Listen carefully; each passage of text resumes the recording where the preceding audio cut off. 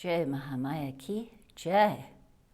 So if you remember in our last discourse, King Yudigit, who had killed Manorama's father, King Sudarasana, had then gone ahead and placed his grandson on the throne, even though he was the younger of the two princes. Meanwhile, Manorama, knowing that Yudigit was probably going to kill her and her son, escaped into the forest and into the woods to Chitrakoot, to a beautiful Muni's ashram where she was staying, protected by him. However, once Yudigit heard where she was, King Yudigit came with his army to the Muni's ashram and demanded that he give her to him. And the Muni refuses and says, you really should not do this. So now let's go on to chapter 17. So Vedavyasa, the author of the Srimad Devi Bhagavatam, is saying to King Jamanajaya, who's hearing this story, hearing thus the words of the Maharishi Bharadraja, the Muni at the hermitage, and seeing that he made a firm resolve, the king Yudigit called his prime minister quickly and asked, O intelligent one, what am I to do now? I want to carry away by force this boy with his mother, Manorama. No one desirous of one's welfare won't trifle away his enemy, be he even a weak one. If he does so, that enemy will get stronger day by day as the disease of consumption becomes stronger and will ultimately become the cause of death. There is no warrior nor any soldiers here of this other party, the Muni, this hermitage. No one will be able to resist me. I can take away, as I like, the enemy of my daughter's son, and I can kill him. I will try today to carry him away by force, and Sudarasana, being killed, my daughter's son, will reign fearlessly without any enemy. There is no doubt in this. The prime minister said, no such hazardous courage needs to be shown now. You have heard the Muni's words. He quoted you from the example of Vishvamitra. O king, in days of yore, Vishvamitra, the son of the king of Gadi, was a celebrated monarch. One day while roaming, he accidentally reached the hermitage of Vasista. The powerful king Vishvamitra bowed down before the Muni, and the Muni gave him a seat. The king took his seat there. Then the high-souled Vasista invited the king to a dinner. Vishvamitra, the king, went there with his whole army. There was a cow named Nandini of Vasista. The Muni prepared all sorts of edibles from her milk and entertained them all. The king with his whole army was very much pleased, and coming to know of the divine power of the cow, asked Vasista to give him his cow Nandini. The king said, the udder of your cow Nandini is like a wish-fulfilling tree. I will give you 1,000 cows like that. I pray that you let me have your cow Nandini. Vasista said, O king, this is my sacrificial cow. I cannot give you this cow in any way. Let your 1,000 cows be yours. Vishvamitra, the king, said, O saint, I will give you cows, locks of or tens of hundreds of locks of any number you like. Please give me your cow. In case you are unwilling, I will carry her away perforce. Vasista said, O king, as you like, better take it perforce. I will never be able to give you my cow Nandini from my house, because I make all the sacrificial offerings from her holy milk. O king, hearing thus the Vasista's word, Vishvamitra, the king, ordered at once his powerful followers to carry the cow Nandini away by fastening a cord around her neck by sheer force. The king's followers, obeying the orders, at once bound the cow with ropes and began to carry her away by force. At this, Nandini, trembling with tears in her eyes, began to say to the Muni Vashishta, "O one whose wealth consists only in asceticism, are you going to leave me? Otherwise, why are these fellows binding me with a cord and dragging me away?" At this, the Muni replied, "O Nandini, I have never parted with you.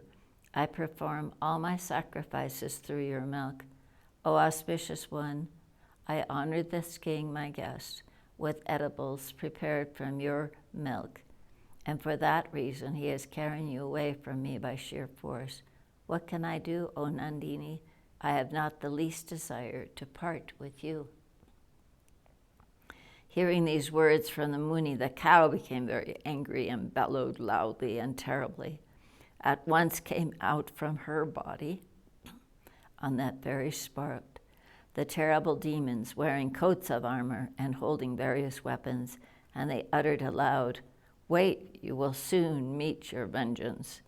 They then destroyed all the forces of the kings, and the king alone was left, and he went away alone, much dejected and sorrowful.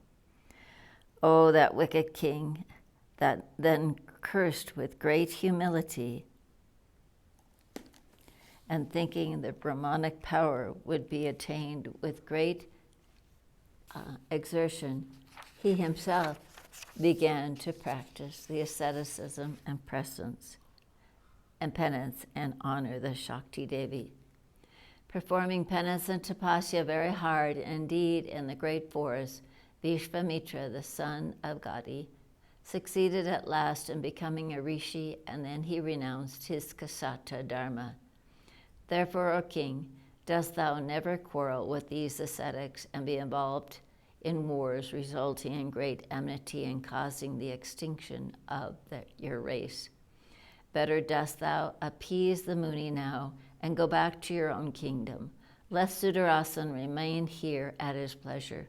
O king, this minor boy has no wealth. What harm can he do to you?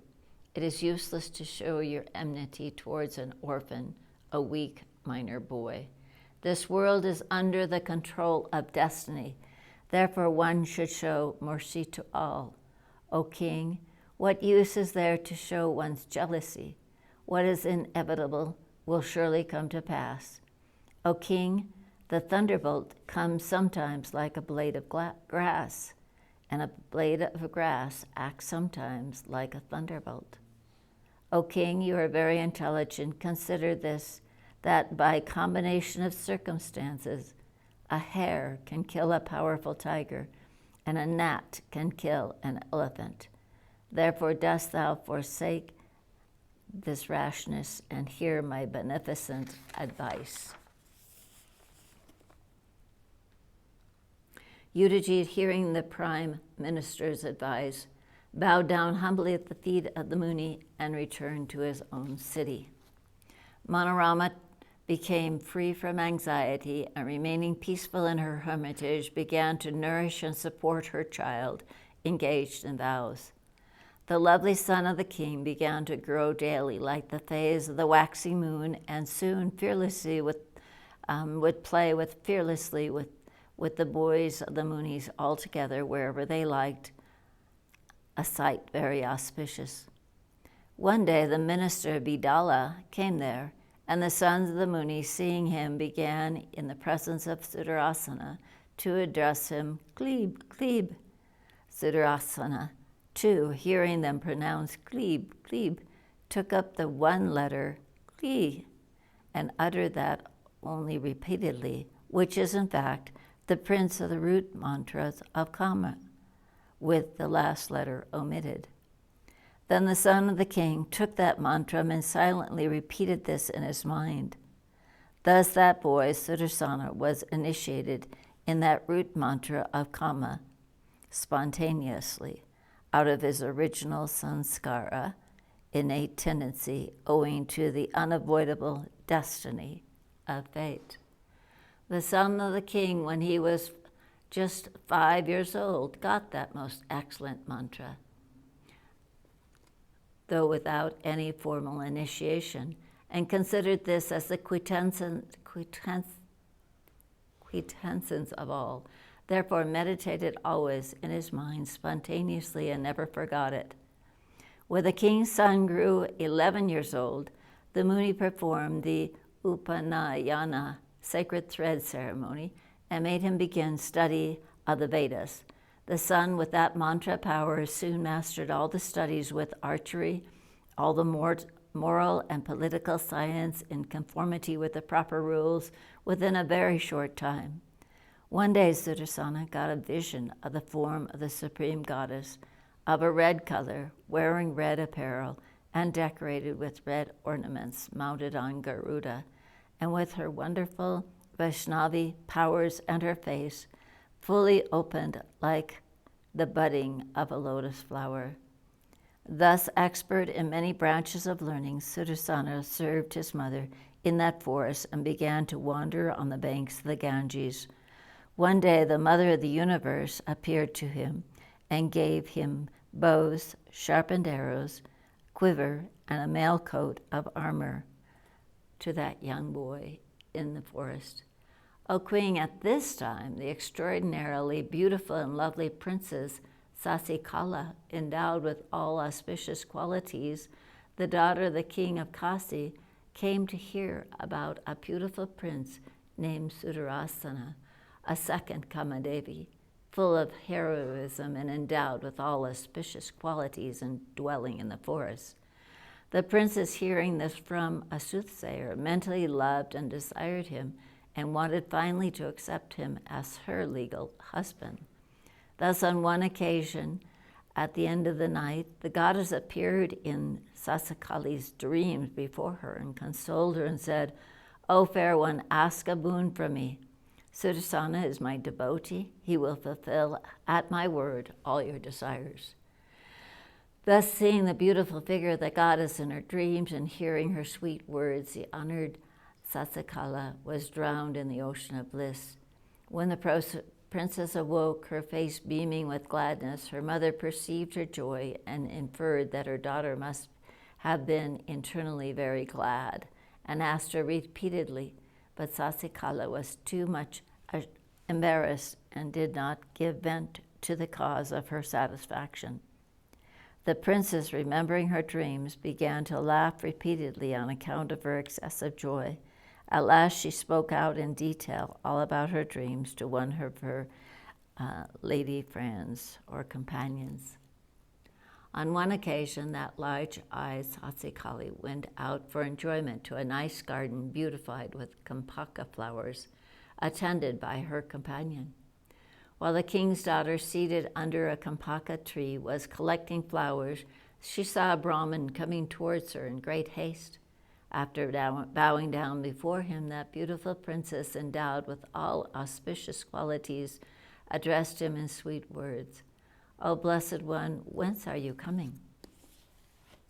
The Brahmana said, "O girl, I am coming on an errand from the hermitage of Bharadvaja Muni. Please mention, what are you going to ask me?" Sasikali replied, "O noble one, what beautiful thing is there in that hermitage that is extraordinary and worth describing?" The Brahmana said, "O fair one, there is staying the most lovely Sudarasana, the son of the king of Dhruvasandi. He is the loveliest of all men. O fair one, he who has not seen him, I think, has his eyes given to him in vain. O auspicious one, it appears as if the Creator, with a view to see how it looks himself, has invested him with all the beautiful qualities. O beautiful one, what shall I say more to you? Suffice to say that the prince is fit to become your husband. I think that the Creator has, no doubt, settled already the union between you two as a happy union of two congenial things, such as gold in union with a beautiful jewel." Thus ends the 17th chapter, the third book of the story of Vishvamitra, and on getting the root mantra of Kama by the son of King in the Srimad Devi Bhagavatam of 18,000 verses by Maharishi Veda Vyasa. Jai Mahamaya ki jai, Vishveshwari Mata ki jai, Bole Baba ki jai.